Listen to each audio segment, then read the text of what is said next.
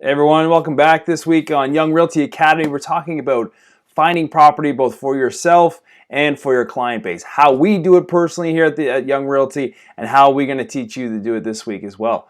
So this week I'm going to talk to you about very specific information on finding property, how we go about it, using our system. We're here in Toronto. This is our MLS, what it looks like.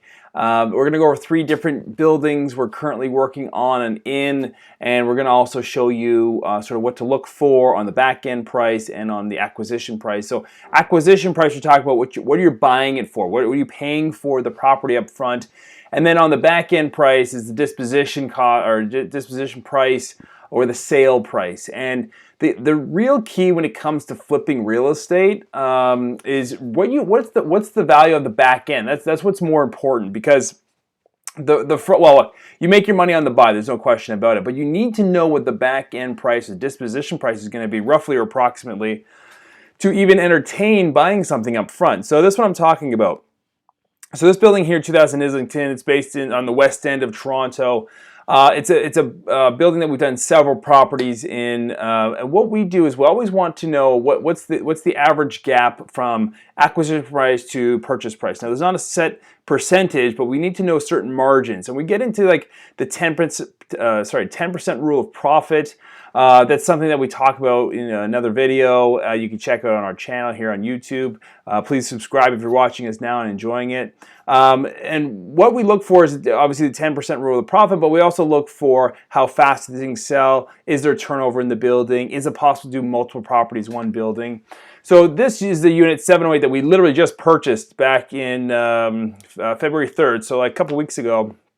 And they were originally asking more money. I think it was 500 and something thousand. I think it was 540 was the original price. They dropped it to 499, and we got it for 465. So that's what I'm talking about when I say you make your money in the buy side. So if you look at comparable properties, 1710, 2508, they're identical units. So the 08s and the 010 columns, they're all identical units. So these are higher floored units, but they sold for nearly $80,000 more than what I paid for them. So I'm already ahead of the game by $80,000. So I could literally close on this property, put it back on the market it properly, get it cleaned up a little bit, and put it back out and sell for $545, just like these other 2 units. And I'd probably walk away with like a net profit of like $60,000, which isn't a lot of money.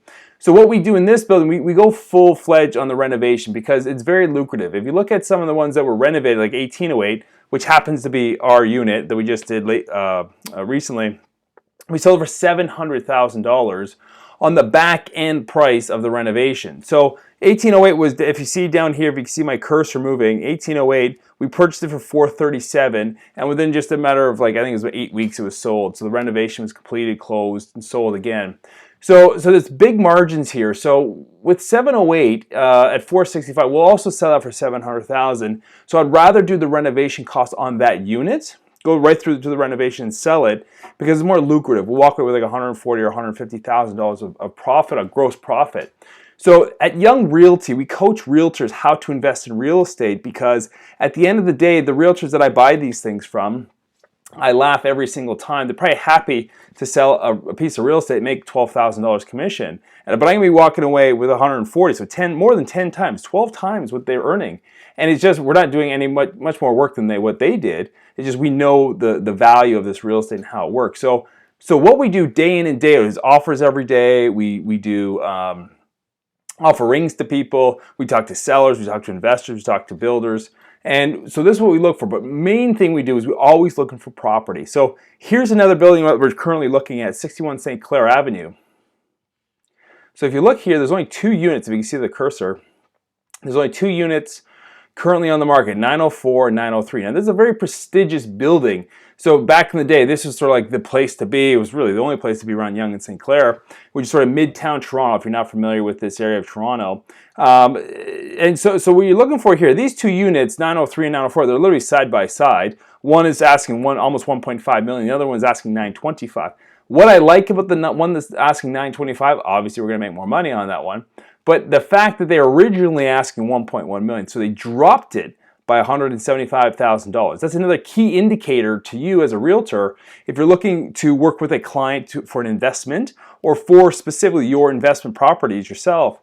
If there's a big price drop like that, there's many factors, but one is it the realtor not knowing what they're doing? Is there something going on with the seller? Are they motivated? Is there room for you to walk in there and make a quick buck, whether it's a renovation project, wholesale, maybe you're flipping it to a client? There's lots of reasons for it. So that's one of our triggers, big price drops. That's what we look for. So that's 904. So the thing I like about 904, this is a recent listing.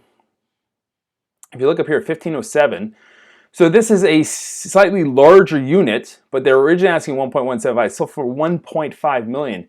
The other good thing about this building is it hasn't been around very long, it's been around for a long time, but there's not very many units that go on the market.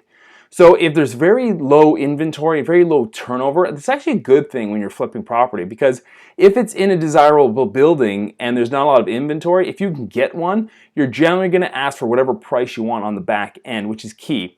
The reason why I look at the back end price is I'm not that concerned about it, but I want to make sure that people are willing to pay what I'm willing to sell it for.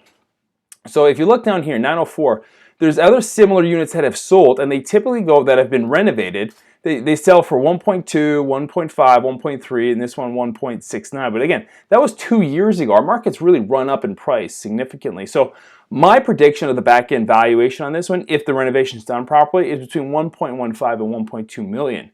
Why is that important to you? Well, it's important to you because if you understand how to read these charts and understand how to look for opportunity, then you can pass it along to your clients. You most likely buy for yourself, as what we coach here at Young Realty Academy. But at the end of the day, if you don't know how to look for the opportunity, you'll never find the opportunity, which is key. So this is the third and final building I want to talk to you about. This is north of Toronto, so it's north of sort of the Midtown area, Yonge and Sheppard. It's in a building called 33 Elmhurst. So I like this building quite a bit. There's a lot of turnover, which is pretty good, but the turnover is coming in the form of it's an old building, people are renovating and selling on the back end. So the fact that there's demand for that back end price and they're paying for it is key to what we look for. So we're looking at, where's the unit here, 1207. So 1207 was originally, I believe, if I'm not mistaken, they were asking 1.1 million, which is the original asking price. So that's dropped and dropped and dropped and come down significantly to 825.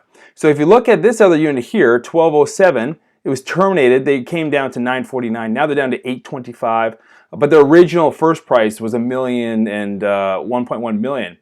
Why they were doing that is because these recent sales were on at 1.1, they sold for 1.15, sold for 1.17, 1.18. So they're all the same unit, just facing different directions. Okay, now the challenge with this business of real estate and the realtors, most realtors don't know anything about real estate, which is sad, but like that's just the truth and that's the reality. That's facts if you look up the facts.